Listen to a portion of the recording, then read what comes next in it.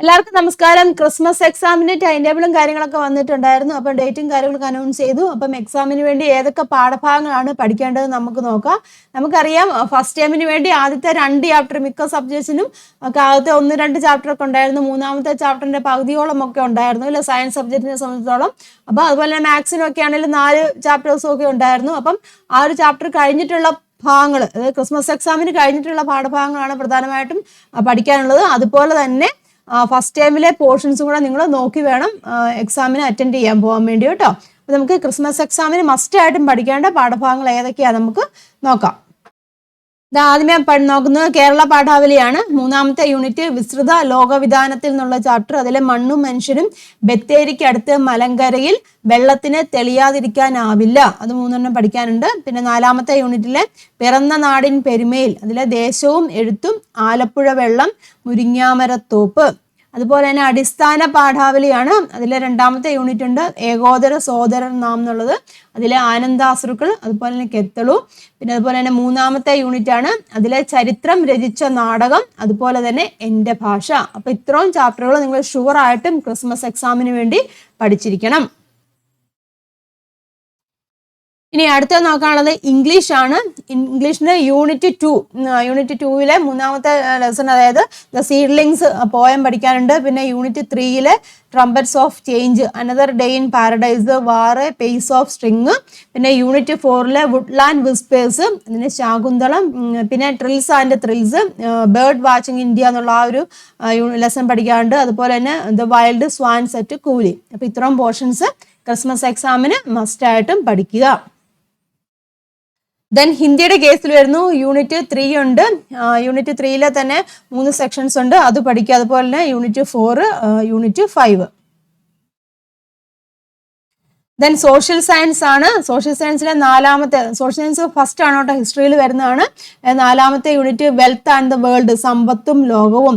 പിന്നെ 5ാമത്തെ unit public opinion democracy, പൊതുജനാഭിപ്രായം ജനാധിപത്യത്തിൽ. പിന്നെ 6ാമത്തെ യൂണിറ്റിൽ മാസ് മൂവ്മെന്റ് ഫോർ ഫ്രീഡം, സ്വാതന്ത്ര്യത്തിനായുള്ള ബഹുജന മുന്നേറ്റം. 7ാമത്തെ unit the glimpses of free India, സ്വതന്ത്ര ഇന്ത്യയുടെ വർത്തമാനം.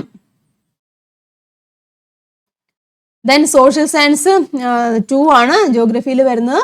From the rainy forest to the land of permafrost, മഴക്കാടുകളിൽ നിന്നും മഞ്ഞുരുകാത്ത നാട്ടിലേക്ക്.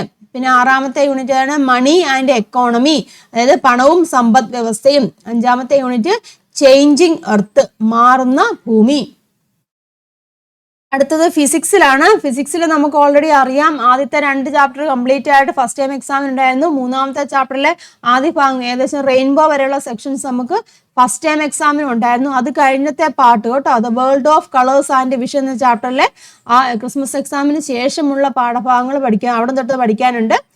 പിന്നെ 4ാമത്തെ ചാപ്റ്ററായ magnetic effect of electric current, വൈദ്യുതിയുടെ കാന്തിക ഫലം. 5ാമത്തെ chapter electric energy consumption and conservation, വൈദ്യുതോർജ്ജം ഉപഭോഗവും സംരക്ഷണവും. 6ാമത്തെ ചാപ്റ്ററായ ഇലക്ട്രോമാഗ്നറ്റിക് ഇൻഡക്ഷൻ ഡെയിലി ലൈഫ്, അത് കംപ്ലീറ്റ് ആയിട്ട് പഠിക്കാനുണ്ട് കേട്ടോ. അപ്പോൾ നിങ്ങൾ പഠിക്കുമ്പോൾ ഈ 4ാമത്തെ ചാപ്റ്ററും 6ാമത്തെ ചാപ്റ്ററും ഒരുമിച്ച് പഠിക്കാൻ ശ്രമിക്കുക. കാരണം ഈ 4ാമത്തെ ചാപ്റ്ററിലെ മാഗ്നറ്റിക് എഫക്റ്റ് അതിന്റെ കണ്ടിന്യൂവേഷൻ ആയിട്ട് വരുന്നതാണ് ഇലക്ട്രോമാഗ്നറ്റിക് ഇൻഡക്ഷൻ എന്ന് പറയുന്നത്. അപ്പൊ ഇത്രയും ചാപ്റ്റർ ഷുവർ ആയിട്ടും പഠിക്കുക. അതുപോലെ തന്നെ എന്താണ് ഫസ്റ്റ് ടൈമിലെ പോർഷൻസ് കൂടെ ഒന്ന് കവർ ചെയ്ത് പോവുക. ദെൻ കെമിസ്ട്രി ആണ്. കെമിസ്ട്രിയിലും ആദ്യത്തെ 2 ചാപ്റ്റേഴ്സും കംപ്ലീറ്റ് ആയിട്ട് എക്സാമിന് ഉണ്ടായിരുന്നു ഫസ്റ്റ് ടൈം എക്സാമിന്. 3ാമത്തെ ചാപ്റ്ററിന്റെ എന്താണ് ക്രമാവർത്തന പ്രവണത, പീരിയോഡിക് ടേബിളിലെ ആ ഒരു ക്രമാവർത്തന പ്രവണത എന്ന് പറഞ്ഞ ആ ഒരു സെക്ഷൻ വരെ ഫസ്റ്റ് ടൈം എക്സാമിന് ഉണ്ടായിരുന്നു. അതിന്റെ ബാക്കി കൊട്ട് അത് കഴിഞ്ഞുള്ള ബാക്കി പോർഷൻ 3ാമത്തെ ചാപ്റ്ററിലെ അതിന് കഴിഞ്ഞിട്ടുള്ള ബാക്കി പോർഷൻ ഉണ്ടാവും എക്സാമിന്. പിന്നെ gas loss and mall concept, വാതക നിയമങ്ങളും മോൾ സങ്കല്പനവും. ഇലക്ട്രോ കെമിസ്ട്രി, ദെൻ അതുപോലെ തന്നെ മെറ്റൽസ് ഒക്കെ കംപ്ലീറ്റ് ഉണ്ട്. അപ്പൊ ഇത്രയും ചാപ്റ്റേഴ്സ് മസ്റ്റ് ആയിട്ട് പഠിക്കുക. ഫസ്റ്റ് ടൈമിലെ പോർഷൻസ് കൂടെ നോക്കുക. ദെൻ അടുത്തത് ബയോളജി ആണ് കേട്ടോ. ബയോളജിയിൽ നമുക്ക് പഠിക്കാനുള്ളത് 3ാമത്തെ ചാപ്റ്റർ ബിഹൈൻഡ് ദ സെൻസേഷൻ, സംവേദനങ്ങൾക്ക് പിന്നിൽ. പിന്നെന്താണ് കീമോ റിസപ്ഷൻ ഇൻ ഓർഗാനിസംസ്, ജീവികളിലെ രാസസംവേദനം. ദെൻ 5ാമത്തെ chapter immunity and health care, പ്രതിരോധവും ആരോഗ്യ സംരക്ഷണവും. ദെൻ അടുത്തത് മാത്സ് ആണ്. മാത്സിൽ 4ാമത്തെ ചാപ്റ്റർ വരെ ഉണ്ടായിരുന്നു നിങ്ങൾക്ക് എക്സാമിന്. ബാക്കി 5ാമത്തെ ചാപ്റ്റർ സെക്കൻഡ് ഡിഗ്രി ഇക്വേഷൻസ്, രണ്ടാംകൃതി സമവാക്യങ്ങൾ, അതുപോലെ തന്നെ 6ാമത്തെ ചാപ്റ്റർ ട്രിഗ്നോമെട്രി, ത്രികോണമിതി. ദെൻ 7ാമത്തെ ചാപ്റ്റർ കോർഡിനേറ്റ്സ്, സൂചക സംഖ്യകള്. 8ാമത്തെ ചാപ്റ്റർ ടാൻജൻസ്, തൊടുവരകള്. 9ാമത്തെ ചാപ്റ്റർ ഏതാണ്? പോളിനോമിയൽസ് ആൻഡ് ഇക്വേഷൻസ്, ബഹുപദങ്ങളും സമവാക്യങ്ങളും. 10ാമത്തെ ചാപ്റ്റർ സർക്കിൾസ് ആൻഡ് ലൈൻസ്, വൃത്തങ്ങളും വരകളും. 11ാമത്തെ ചാപ്റ്റർ ജിയോമെട്രി ആൻഡ് ഓൾജിബ്ര, ജ്യാമിതിയും ബീജഗണിതവും. അപ്പൊ ഏകദേശം ഒരു 7 ചാപ്റ്റേഴ്സ് മാത്സിൽ പഠിക്കാനുണ്ട്. മാത്സിന് കൂടുതൽ സമയം നിങ്ങൾ കണ്ടെത്തി എഴുതി തന്നെ പഠിക്കണം കേട്ടോ. ടെക്സ്റ്റ് ബുക്കിലുള്ളതും അതുപോലെ വർക്ക്ഷീറ്റുകളൊക്കെ ഉണ്ടെന്നുണ്ടെങ്കിൽ അതൊക്കെ ആൻസർ ചെയ്ത് പഠിക്കുക. അപ്പൊ മാത്സിന് വേണ്ടി പ്രത്യേകം നിങ്ങൾ പരിഗണന കൊടുക്കുക. കാരണം ഇത്രയും ചാപ്റ്റേഴ്സുകളുണ്ട്, അതിലെ എല്ലാ ക്വസ്റ്റ്യൻസുകളും നിങ്ങൾ പഠിക്കേണ്ടതായിട്ടുണ്ട്. മാത്സ് പഠിക്കുമ്പോൾ പ്രത്യേകം ശ്രദ്ധിച്ചോണം. നിങ്ങൾ എഴുതി തന്നെ പഠിക്കുക, വെറുതെ വായിച്ച് പഠിക്കാൻ ശ്രമിക്കില്ല. അത് വെറുതെ സമയം വേസ്റ്റ് ആക്കുന്നതാണ്. എഴുതി തന്നെ ഓരോ ക്വസ്റ്റ്യനും എഴുതി വെച്ച് അതിൻ്റെ ആൻസർ എഴുതി തന്നെ ചെയ്ത് പഠിക്കാൻ ശ്രദ്ധിക്കുക കേട്ടോ.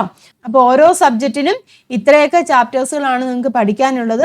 അപ്പോൾ എല്ലാവരും ഇനി അധികം സമയമില്ല അല്ലേ, അപ്പം മാക്സിമം ഉള്ള സമയം മാക്സിമം പഠിക്കാനായിട്ട് വിനിയോഗിക്കുക. മറ്റു കാര്യങ്ങളിലേക്കൊന്നും തൽക്കാലം ഒന്നും പോകാതെ കൂടുതൽ പഠിത്തത്തിലേക്ക്, നിങ്ങൾ ഏത് ചാപ്റ്ററാണ് പഠിച്ചിട്ടില്ല അല്ലെങ്കിൽ ഏത് സബ്ജക്റ്റാണ് കുറച്ച് പഠിച്ചിട്ടുള്ളത്, അപ്പോൾ അതിനൊക്കെ കൂടുതൽ സമയം എടുത്തിട്ട് ഒരു ടൈം ടേബിൾ ഉണ്ടാക്കി കൃത്യമായിട്ട് നിങ്ങൾ ഫോളോ ചെയ്ത് പഠിക്കുക. അതുപോലെ തന്നെ ഫസ്റ്റ് ടൈമിലെ പോർഷൻസും നിങ്ങളൊന്ന് കവർ ചെയ്തിരിക്കണം. ചോദിക്കാൻ ചാൻസ് ഉണ്ട്. ഫസ്റ്റ് ടൈമിൽ നിന്ന് ഒരു ഏകദേശം 10% ഒക്കെ വേണമെങ്കിൽ ക്വസ്റ്റ്യൻ ചോദിക്കാം കേട്ടോ, അല്ലെങ്കിൽ 1-2 ക്വസ്റ്റ്യൻസുകളൊക്കെ ചോദിക്കാം കേട്ടോ. അതുകൊണ്ട് തന്നെ സെക്കൻഡ് ടൈമിലെ പോർഷൻ കംപ്ലീറ്റ് ആയിട്ട് പഠിക്കുക. അതുപോലെ തന്നെ ഫസ്റ്റ് ടൈമിലെ പോർഷൻസ് ഒന്ന് നോക്കിക്കൊള്ളണം. അപ്പം എല്ലാവരും ടൈം ടേബിളൊക്കെ ഉണ്ടാക്കി കൃത്യമായിട്ട്, ഓരോരുത്തർക്കും ഓരോ രീതിയിലാണല്ലോ, ഏതൊക്കെ സബ്ജക്റ്റുകളാണ് ഓരോരുത്തർക്കും, ചിലർക്ക് ബുദ്ധിമുട്ടുള്ള ഉണ്ടായിരിക്കും, ചിലർക്ക് എളുപ്പമുള്ള ഉണ്ടായിരിക്കും. അപ്പോൾ അതനുസരിച്ച് നിങ്ങൾ ടൈം ടേബിളൊക്കെ തയ്യാറാക്കി പഠിക്കാൻ തുടങ്ങുക. അപ്പോൾ മറ്റൊരു വീഡിയോ ആയിട്ട് വീണ്ടും കാണാം. എല്ലാവർക്കും നന്ദി, നമസ്കാരം. താങ്ക്